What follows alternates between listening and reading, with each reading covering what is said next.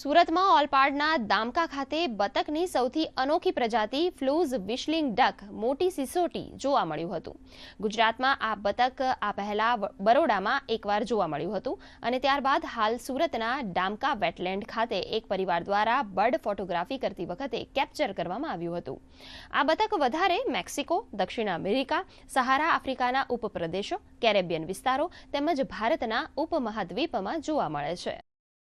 બીજી બધી કન્ટ્રીઓમાં દેખાય છે અને આપણે ત્યાં પણ જે વેસ્ટ બંગાળ છે કે એની ઉપરનો જે અરુણાચલ પ્રદેશ છે એ બાજુ દેખાય છે. પણ મે મહિનામાં આ પક્ષીનું દેખાવું ખરેખર અચરજ પમાવે છે. અને બીજું કે નળ સરોવર કે અમુક એરિયામાં શું થતું હતું કે અમુક ટાઈપના ઘૂસ આવે છે, તો એ ઘૂસના ટોળામાં જો કોઈ એક વિખેટું પડેલું ડક હોય ને તો એની સાથે જોડાઈને ફરે છે, કારણ કે એને કોઈ એના જૂના પક્ષીઓ સાથેનો સંગાત છૂટી જાય છે. તો આવા સંજોગોમાં એવું બને છે કે પક્ષી અલગ રીતે વિસ્લિંગ ડક આવ્યું તે ઘણા બધા પક્ષી વિશેષજ્ઞો માટે બી અચરજ પમાડે છે.